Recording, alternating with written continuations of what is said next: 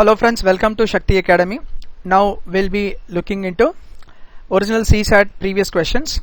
We are seeing the topic Venn diagram. This is a part 5 class.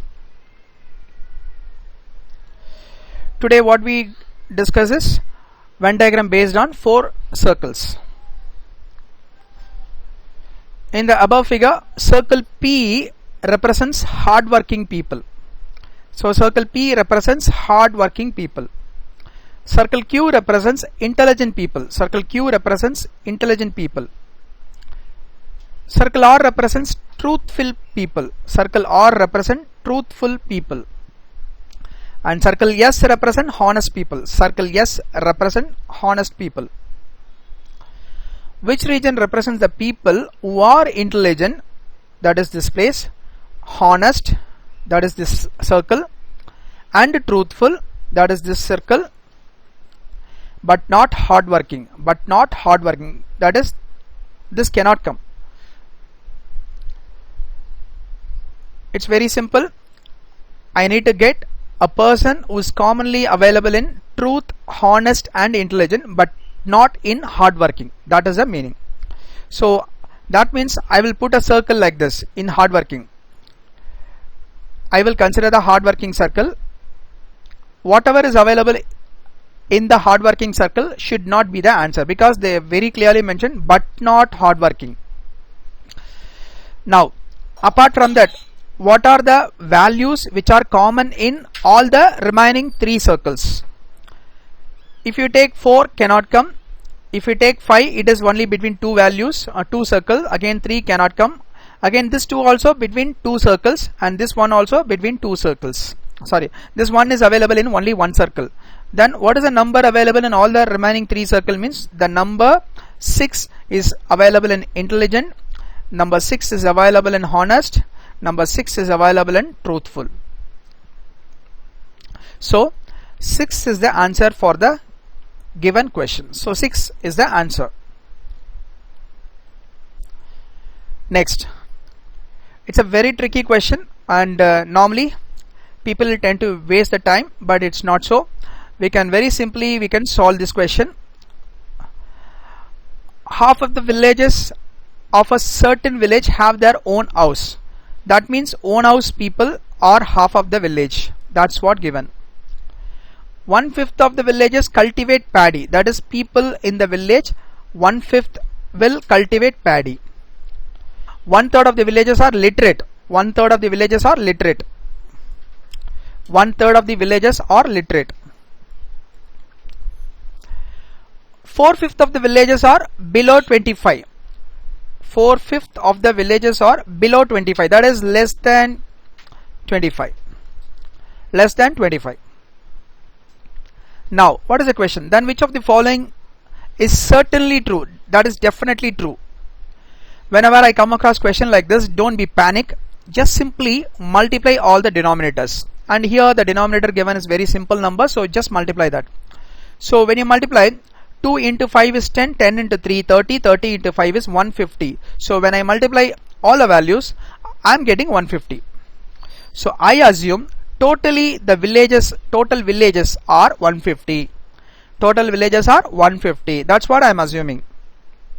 Once I assume this value, how I get the 150? Simply multiplying all the denominators. That's what I did. Clear? So that I will fix one value, and based on that I will immediately answer the given question. Now I fixed 150. Listen, half the village people are having houses. So in 150, half will be 75. And number of people cultivated paddy is 1/5. What is 1/5 of 150? 30. Then literates is 1/3 of the village. That is totally 150 villages. 1/3 will be 50. That is 50 villages are literates. Then people who are less than 25 age is 4/5. 4/5. What is 4/5 of 150? If you want, you can multiply also. 4/5. Actually that is 120. Suppose if you have any problem in finding the calculation of this, then do like this. So this is actually 30 times. So 30 into 4 will be 120. So this is what we are getting. So totally number of villages is 150, and these are the exact values for the 150. Now based on this we can answer the statements very fast. All the villagers who have their own house, that is the own house is 75 people, or literates. Literates is how many people? 50 people. It is not necessary all the 50 people, all the 50 literates must be from the own house. It is not necessary. We don't know that. Clear? So we cannot say surely the option A is correct, because certainly they are asking definitely true. Then next one, some villages under 25 are literate. Some villages under 25, you know very well, under 25 is 120 people are literate. How many people are literate? 50 people are literate. Suppose you assume like that. More than 25 are how many people? 30 people. This is less than 25 people, whose age is less than 25. This is people whose age is more than 25. See, suppose if I assume more than 25 age are all are literate, that means maximum there will be 30 people, because only 30 people are more than 25 age available. So all 30 people are literate. Then remaining 20 will be there. Where will that 20 will go? That 20 people will be, must be from the people of this 120. This 120 people are from which category? They are less age, that is they are less than 25 age. So definitely they should be from this 120 only. That means option B must be satisfied. Definitely true. That's all.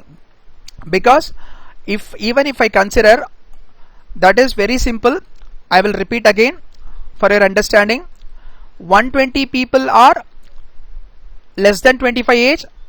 That means remaining 30 people are more than 25 age, because we know the total people is 150.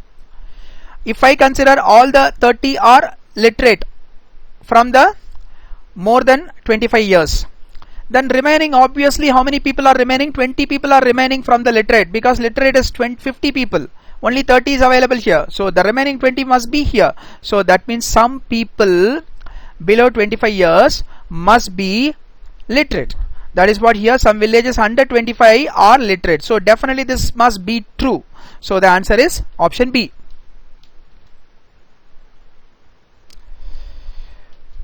See, this is a very tricky question. Many people will tend to confuse about the given information, but no need to confuse. Just put a tick and cross mark, you will get the answer very fast. See, let me read the question. Examine carefully the following statements and answers. The three items that follow. Out of 4 friends A, B, C, D, they given, what are they? So I am writing the friends as A, B, C, D. A and B play football and cricket. Now I am writing like this: football, cricket. A and B play football and cricket. A play football and cricket. B play football and cricket. B and C play cricket and hockey. Cricket is already available, so hockey I am writing. B and C play cricket and hockey. B and C play cricket and hockey. So B play cricket and hockey. B play cricket and hockey. Similarly, C play cricket and hockey. C play cricket and hockey. The next information: A and D play basketball and football. Now basketball. A and D. A play basketball and football. A play basketball and football, already ticked. D play basketball. D is here. D play basketball and football. Then C and D play hockey and basketball. C play hockey and basketball. Not this. C play hockey and basketball. So hockey here, basketball here. And D play hockey and basketball.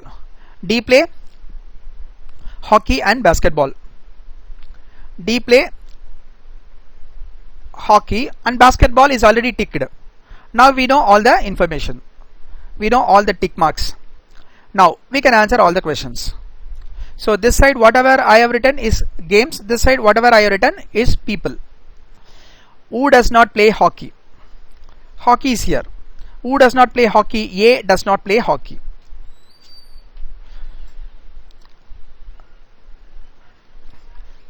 Who plays football, basketball and hockey?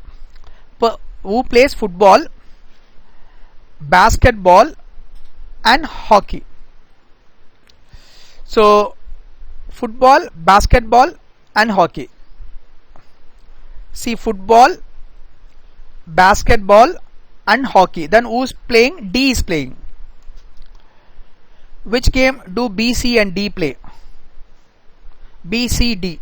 B, C, D. Commonly which game they will play? B, C, D. So continuous tick mark. B, C, D. Continuous tick mark is what? Hockey. All the three will play commonly hockey. So it's very simple to answer. It's very simple to answer.